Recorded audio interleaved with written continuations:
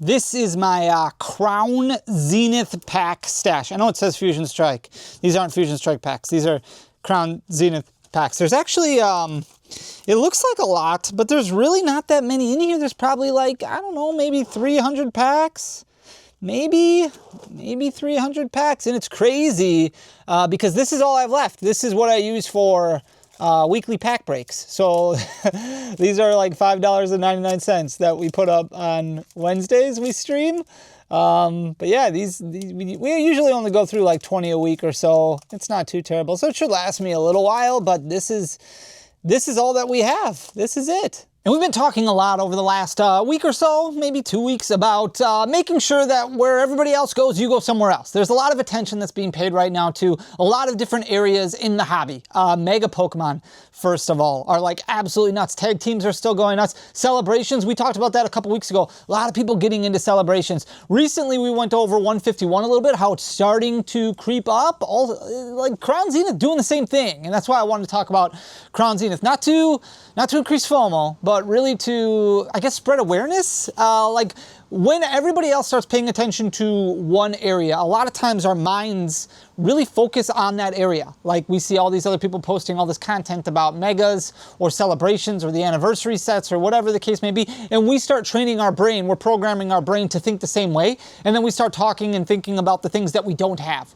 Oh, it must be nice to have that Mega Mewtwo EX or that Mega Rayquaza EX full art or whatever it is. I've always wanted those cards. And when we start really focusing on that, it takes us away from a lot of other areas of the hobby that you could probably enjoy and might be better, a better area, a better avenue to focus on. And I want to talk about Crown Zenith in today's video because we're kind of at that point where so much attention is being paid elsewhere that I think now is the time to kind of look at Crown Zenith, especially if you're somebody who hasn't finished your Crown Zenith Master Set, or maybe you don't have that much Crown Zenith out there. We are well removed from Crown Zenith now. Like we're at a point where you really can't anticipate any more reprints or restocks of a set like Crown Zenith. Yeah, you might get lucky. You might walk into a Meijer or a Walmart and you might see a booster bundle of Crown Zenith sitting on the shelf. It could happen, probably not, but it could happen. The likelihood of it happening is very small, and as every day passes, it gets smaller and smaller and smaller. But we talked about this with the Scarlet and Violet 151 video,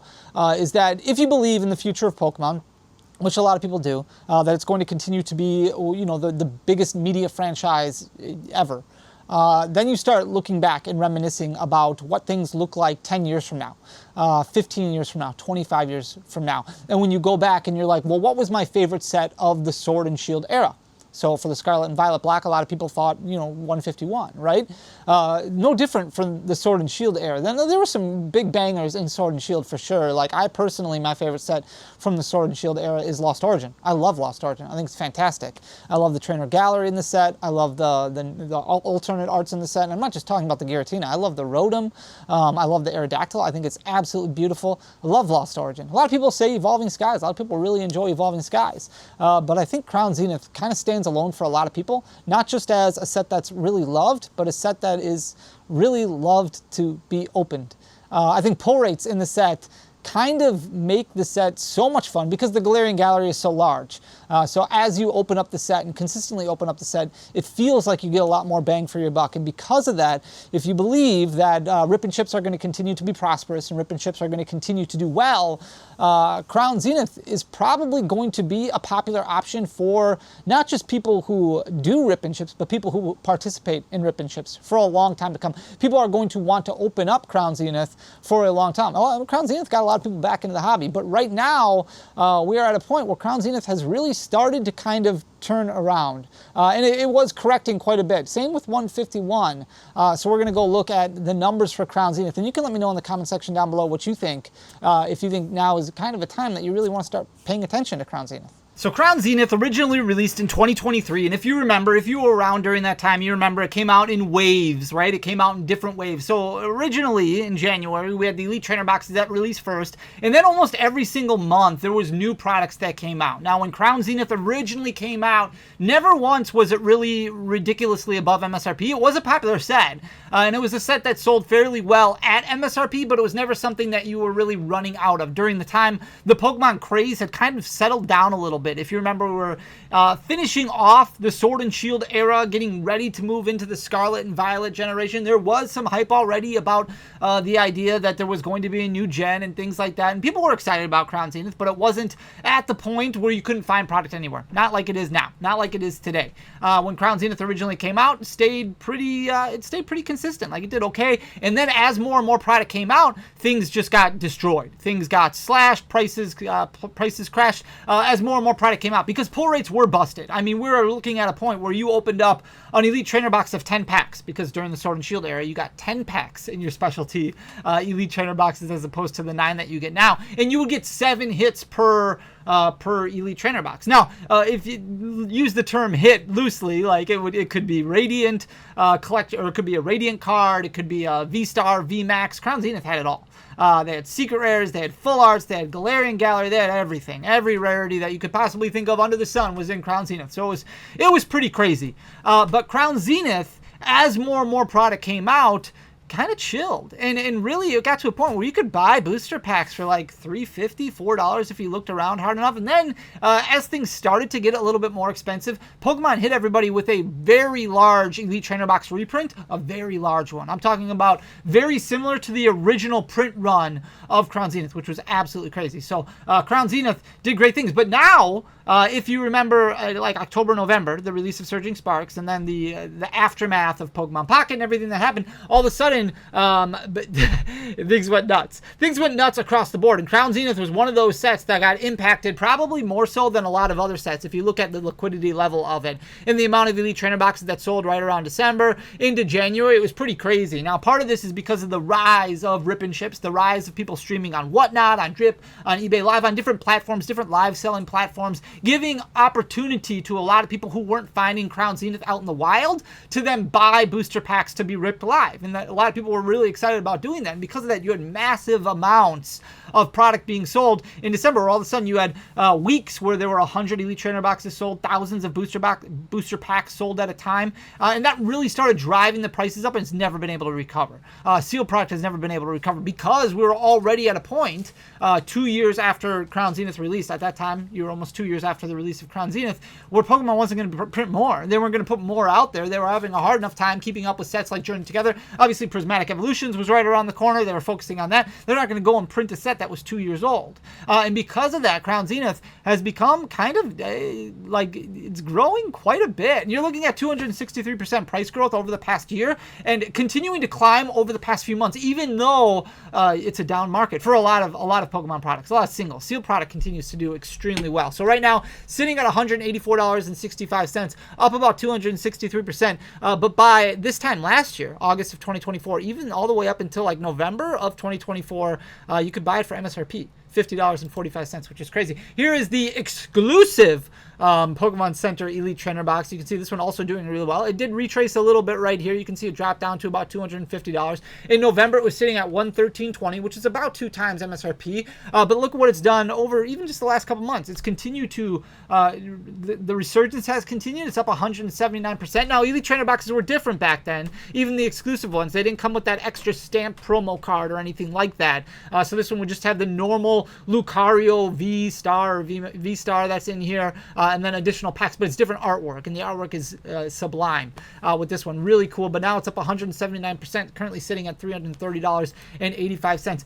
Even booster packs, and you can see this is what I was talking about before, December, January, February, you're looking at 3,000, 4,000 booster packs selling on TCG Player on a weekly basis because of all the demand for Crown Zenith. Now, the liquidity fell. Like, look at this. In April, you're only looking at a small amount, maybe 50, 75 booster packs selling, but now it's starting to get a little bit of steam back, and the prices are continuing to grow. So it is a little bit off of its one-year high, which it hit recently. Currently sitting at $10.87, which is just off of its one-year high of $10.92, but you're still looking at about 112% growth. It was $3.68 in September of 2024. $3.68 a year and 9 months after release. So there was plenty opportunity to get your hands on Crown Zenith, but because of the giant surge, and this is all, again, goes back to this belief, the belief on what Pokemon is going to look 10, 15, 20 years down the road. And this is why you have a lot of people who are okay paying these expensive prices, because they believe a set like Crown Zenith can warrant a set like Hidden Fates price points. Hidden Fates booster packs selling for $30, $35 a piece. They believe that in 5 years, this could sell for $30, $35 a piece. So they have no problem paying $11 per booster pack, because they think it's going to jump up an additional 200% over that over the next 5 years. Some of the singles inside also doing really, really well. So this is the Pikachu right here, Pikachu Secret Rare. Pull rates on it very strong, 1 out of about 100 packs, which is great. There's only 1 Secret Rare in the set, and it's this bad boy right here, the Pikachu. Very cool looking card. For a long time, it was undervalued. You can see in August, September, it was at $6.69. That's cheap for a Secret Rare. And I know it's 1 out of 100 packs. I get it. Pull rates are pretty easy. But you know what? You look at promo cards from Elite Trainer boxes, or promo cards from ultra premium collections like the Mew EX, for example, the Sunset Mew that we recently talked about when we talked about 151, or Hidden Fates with the Moltres and Zapdos and Articuno. This has vague resemblance of something like that as far as potential, at least in my mind. And you can feel free to disagree. That's speculation. I don't usually like to speculate, but that's at least my opinion. And it's currently sitting at $21 or $19.89. You can see it's gone through ebbs and flows. In November, it was up to $21.66 because it did get bought up a little bit. And every once in a while, it does go through buy-ups. But as Crown Zenith gets opened less and less, because now it is only really available on the secondary market, you're not going to be able to find it at big box retailers, really, ever. The assumption is probably that this Pikachu is going to continue to grow, because less and less people are going to be opening up this massive amount of Crown Zenith. Even if you go to Rip and Chips, even if you go on Whatnot and you start buying packs on Whatnot for people to rip live for you, you're going to be more drawn towards the $5, $6, $7 packs than the $10, $15, $20 packs when Crown Zenith does get to that level. So less and less that's going to be open. Here's the Giratina V-Star right here. You can see it jump up like crazy, like a lot of other singles. Hit $214.28. I was actually just looking the other day, and it was like last night. I put this presentation together a couple days ago, but I was looking last night, and it was all the way up to I think 190. So it is continuing to climb. It is starting to turn back around. You can see right here is where it kind of fell apart. Dropped down to about 155-ish. Grew about 10%, and now it's continuing to trend upward. So Crown Zenith definitely starting to return to glory after this giant retrace that we saw. So in February, we saw it jump all the way up to $214.28. Retrace quite a bit, and now it's starting to come back a little bit. Same thing with the Mewtwo V-Star. The Mewtwo V-Star was originally $95.43 about a year ago. Recently, it hit $127.45. In May, it retraced all the way back down to $90. Now, this is the second card in Crown Zenith that is above $100. So it's back up to about 110 right now, sitting at 109.70. It's up 101% on the year and continuing to climb. The Arceus V-Star also starting to climb. You can see it retrace. Same time frame. Liquidity is still pretty strong, starting to gain a little bit more sales on a weekly basis. In August of 2024, it was $56.60. It over doubled in price in February, hit $136.23. Lost a lot of it, dropped down to about $80. Now it's gained about 15% back, and it's sitting at $94.51 and continuing to climb. Same thing with the Dialga V-Star. This one did not fall as steeply. You can see the liquidity staying fairly strong consistently as far as sales go. Not as much as what it was doing, but starting to turn things around a little bit over the last few weeks. You can see in May, a few periods of time where it was only selling 10 to 15 copies on a weekly basis. Now it's back to about 20 to 30. In August of 2024, this was at $39.15, jumped up to $86.18, started trending downward, started correcting, fell to about $65. Now it's gained about 7-8% back. So it's sitting at $68.80 right now and continuing to grow. And same thing with the Palkia V-Star. This one dropped a little bit more severely. In September of 2024, it was at $41.33. It jumped all the way up to $94.31. You can see a little bit abnormality right here in December, but we see that with a lot of cards. And then like right here, I think this was a day where TCG Player did like a kickback, but for the most part selling between 20 and 30 copies on a weekly basis. So it's staying fairly consistent as far as sales go. Dropped down to about $60. Now it's sitting at $64.29. So almost 10% that it's gained back and continuing to trend upward. Same thing with the Sleeping Mew. This is a fan favorite for a lot of people. This is in the front half of the Galarian Gallery. If you remember, there's two different pull rates, basically. The Galarian Gallery is split in half. So the front half of the Galarian Gallery is smooth with the yellow borders. Those are easier to pull. And then you have the second half, the back half of the Galarian Gallery, which are more textured and have the silver borders. In August of 2024, this was $5.07. This is your most expensive of the front half of the Galarian Gallery. In February, it jumped up to $24.92. It did retrace down to about $16, but now it's gained about 25% of that back. It's up about 212% on the year. It's sitting at $20.29 and continuing to grow. Here's the Leafeon V-Star.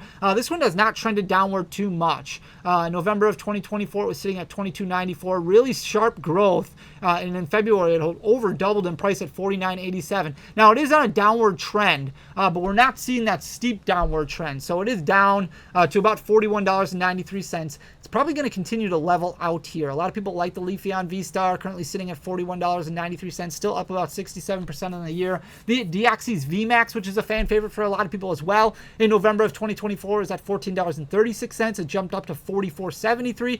Did lose a decent amount, so it dropped down to about $26, $27. But now it's gained about 30% of that back, right? So it's sitting at $32.90. Still well off of its one-year high, but definitely trending back up. Now, it is less liquid than what it was. You can see, you're looking at about 20 to 30 sales on a weekly basis, as opposed to the 40 to 50-ish sales that it was getting beforehand. So not moving as quickly, which means it could level off a little bit here, but you're looking at about 113% growth on the year. Glaceon V-Star following a little bit more on the same pattern as what we saw from the Leafeon V-Star in September. This was at $19.89, over doubled in price to $47.82. You don't have that sharp retrace. It's just kind of a steady downward spiral right now. It probably will continue to level out a little bit because it is remaining fairly liquid. It's actually up a little bit as the amount of sales go on a weekly basis. Sitting at $37.37 right now, up about 69.5% on the year. The Deoxys V-Star doing very well. Relatively liquid. Some brief periods in time here. You have May, June, where it's less sales than what it normally has been doing, but still moving fairly well. In September of 2024, it was $9.37. Again, over doubled in price, up to $23.14. Lost a little bit, retraced down to about $17, $16, $17. It's gained most of that back, so it's sitting at $21.37 right now, up about 117%. And some cards are just continuing to grow, like the Simisear V-Star right here. This one definitely selling less on a weekly basis than what it was. In November of 2024 is at $4.60. So very, very cheap, but it has jumped up over 226%, sitting at $17.81. And you have not seen a retrace on this one really at all. So continued growth throughout the entirety of the year. It's up about 226% and doing really well. And a lot of other cards like that as well also. So definitely a set to pay attention to. If you haven't mastered Crown Zenith yet, but that's your goal, I would definitely start looking at things now, especially while there's so much focus elsewhere. But that's all about what we're talking about going somewhere else, going somewhere where not everybody else is going. As Crown Zenith continues to age, it's going to continue to be popular. So rather look at it now and make the best decision for yourself than waiting and then I should have bought that Simisear V-Star when it was $17 as opposed to $22. I mean, it's not going to be a huge difference, but just something to ponder, I guess. So I hope you enjoyed the content. If you did, please hit that subscribe button down below, leave a like, leave a comment. It goes a long way for the algorithm. Obviously, sealed is king. That's something very important to remember. Thank you for everything. We'll be back in a couple days with another video. Until next time, love you guys. Peace.